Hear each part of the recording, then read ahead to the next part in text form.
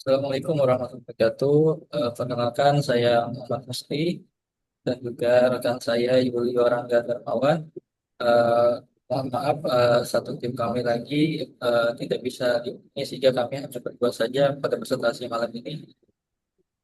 Eh, Kali ini saya akan memulai presentasikan studi kasus model klasifikasi pada prediksi kemungkinan penyakit jantung.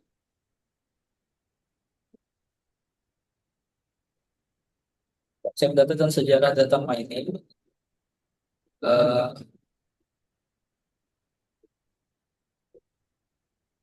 Data mining adalah proses menemukan pola dan informasi penting dari data besar menggunakan teknik statistik dan pembelajaran mesin.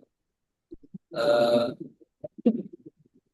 Data mining mendukung pengambilan keputusan berbasis data dan meningkatkan efisiensi bisnis dengan wawasan prediktif. Dalam hal ini kami menggunakan studi kasus e-health. Dalam e-health, data mining membantu deteksi penyakit, prediksi risiko, dan optimasi perawatan pasien. Manfaat dan dampak apa namanya data mining ini mengurangi secara manfaat mengurangi biaya operasional, kemudian meningkatkan akurasi diagnosis dan mendukung penelitian ilmiah.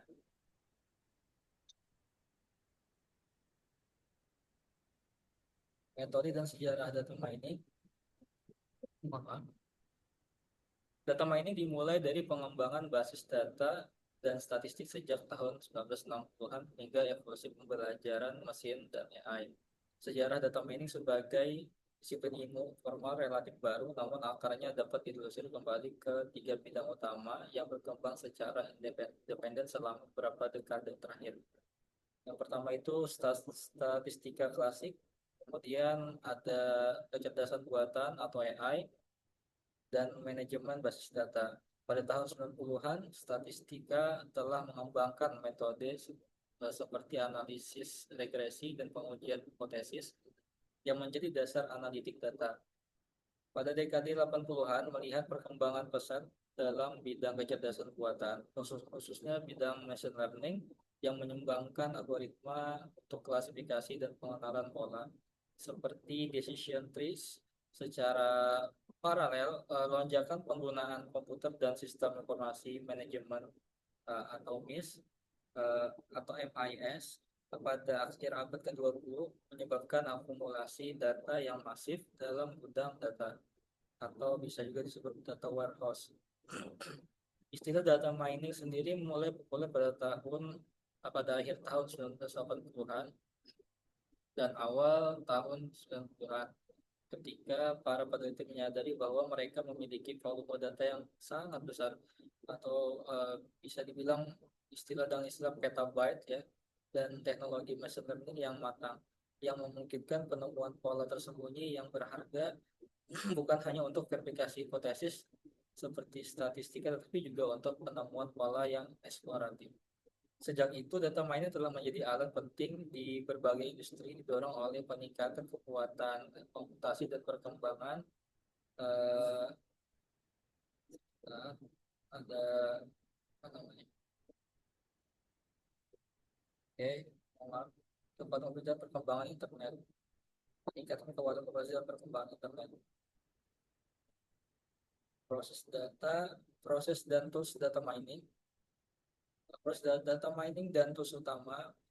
Yang pertama, tahapan proses data mining meliputi pengumpulan, pembersihan, transformasi, pemodelan, evaluasi, dan implementasi data secara berurutan. Algoritma seperti decision trees, naive Bayes, dan Q-Man, commands digunakan untuk membangun model data mining yang efektif. Evaluasi model menggunakan metrik akurasi, precision, recall, and EAUC untuk menilai performa model secara komprehensif. Tool data mining paling populer yaitu RapidMiner, WK, Orange, and Tool adalah tools utama yang memudahkan pembangunan model dengan terbuka visual dan berbagai algoritma. Proses penerapan dan evaluasi data mining. Yang pertama, pemilahan algoritma klasifikasi. Algoritma seperti decision trees, random forest, and logistic regression digunakan untuk analisis klasifikasi data mining. Data dibagi menjadi training dan testing dengan validasi model menggunakan operation split validation and apply model di RapidMiner. Visualisasi seperti pohon keputusan dan grafik LOC membantu interpretasi dan evaluasi performa model data mining.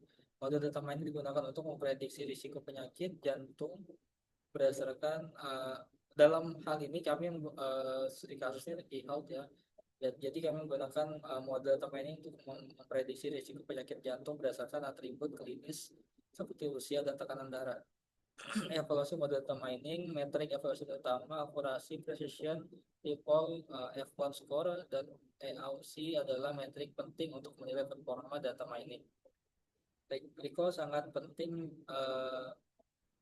dalam aplikasi kesehatan untuk mencegah kesalahan deteksi penyakit yang fatal. Penggunaan RapidMiner. RapidMiner menyediakan operator untuk menghitung metrik dan menampilkan conclusion metrik secara otomatis. Proses data mining berbasis CRI SPDM. Jadi tahapan CRI SPDM fokus pada tujuan bisnis dan kriteria keberhasilan untuk proyek data mining. Tujuan bisnis yaitu membangun tenaga medis mendeteksi risiko penyakit jantung secara cepat dan akurat. Masalah yang dipecahkan yaitu mengklasifikasikan pasien menjadi dua kategori beresiko penyakit jantung atau dan tidak beresiko. Indikator keberhasilan recall tinggi untuk kelas yes atau medium false negatif. EAUC lebih besar dari 0,8. Data understanding melibatkan eksplorasi data dan identifikasi masalah seperti missing values. Dataset UC heart disease, bagus atribut klinis, contoh umur, kemudian bias kelamin, CP, trace, BPS, fall, touch, all big ICA, tall, and target. Aktivitas mengecek distribusi kelas 0 versus 1 sampai dengan 4. Identifikasi missing values umumnya pada CE dan tall, analisis korelasi antara atribut misalnya CA dan tall saling dominan. Data preparation, melakukan pembersihan, transformasi, dan pembuatan atribut baru pada data. Kemudian tahapan yang selanjutnya yaitu modeling, evaluation, dan deployment. Membangun model, evaluasi hasil, dan implementasi model ke lingkungan nyata. Studi kasus klasifikasi heart disease dengan RapidMiner akan dijelaskan oleh rekan saya. Mas Yuli, silakan. Terima kasih, Mas Musli. Suara saya terdengar, Mas ya? Terdengar, silakan. Selanjutnya, dari metode Chris DM itu, kita membuat model pada RapidMiner. Sudah terlihat. Jadi pertama yang kita lakukan adalah data preparation. Di sini kami mengambil data dari UCI yang masif digunakan ya. Yang saya ambil adalah data yang sudah sedikit diproses, yang dari parameter-parameternya sudah disusun sedemikian rupa. Dan tampilnya seperti ini, data awalnya. Ada umur, ini sudah, ya karena namanya data preparation ya, ini datanya sudah kita siapkan, kita atur.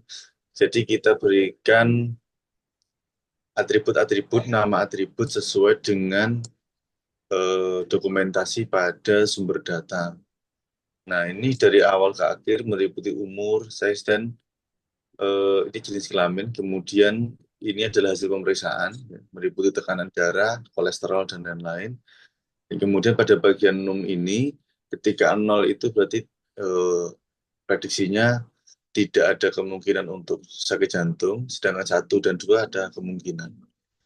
Seperti itu, sehingga kita modelkan melalui desain, ini ada replace missing value, di mana masih terdapat data yang kosong pada row ke-12, yaitu pada bagian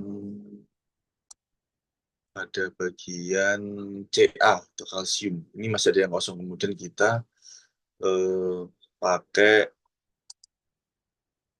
replace missing value ini menggunakan average. Kemudian kita generate atribut. Nah, generate atribut di sini eh, digunakan untuk menentukan apakah data tersebut mendukung ke arah terjangkit atau kemungkinan terjangkit penyakit jantung berdasarkan pada atribut 6 yang tadi.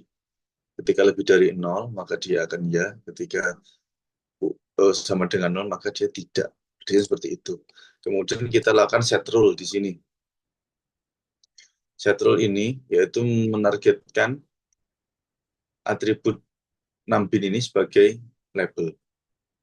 Kemudian karena tadi nilainya banyak ya, dari atribut 6 tadi diubah menjadi 6. Nah, karena keterbatasan aplikasi, kita harus mengubah dari nominal ke binominal, karena setelah menjadi atribut, dia masih terdeteksi sebagai nominal, sehingga tidak bisa ditentukan nanti sebagai label target. Kemudian kita select atribut. Select atribut di sini, kita memilih atribut-atribut kecuali 6. Kenapa? Karena nanti akan menimbulkan error ketika kita masukkan ke decision tree. Jadi kita mengeluarkan atribut 6 ini sebenarnya ini adalah target ya, label target. Begitu pula juga dengan 6 bin seharusnya.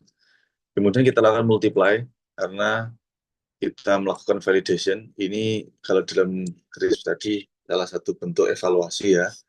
Kemudian kami menggunakan naive Bayes dan model simulator. Dan di dalam validation ini ada juga di sini decision tree. Semua model sudah diaplikasikan, kemudian akan kita jalankan untuk melihat hasilnya. Nah, yang pertama akan kita lihat dari tree decision.